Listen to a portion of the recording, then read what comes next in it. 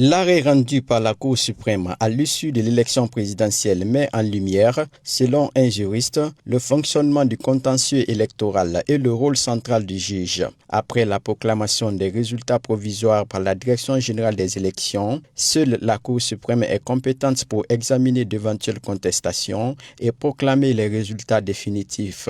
En l'absence de recours, la Cour se limite à constater la situation prévue par la loi. La Cour suprême aussi est dans son droit, en tant que juge du contentieux, d'amender, de corriger les résultats provisoires qui auraient été donnés par l'organe de gestion. Donc la Cour suprême peut, nonobstant qu'il n'y ait pas de recours, apporter des modifications aux résultats provisoires qui auraient été donnés par l'organe de gestion. Donc, elle n'a fait qu'exercer ses attributions telles que la Constitution lui reconnaît, mais aussi le Code électoral, comme je l'ai dit, dans les articles 144 et suivants. Selon le juriste, le retrait du recours introduit par le candidat du Frondeg a rendu la procédure sans objet et s'inscrit pleinement dans le cadre légal. La contestation des résultats n'étant pas une obligation mais un droit, chaque candidat demeure libre d'apprécier l'opportunité d'exercer ou d'abandonner sa requête.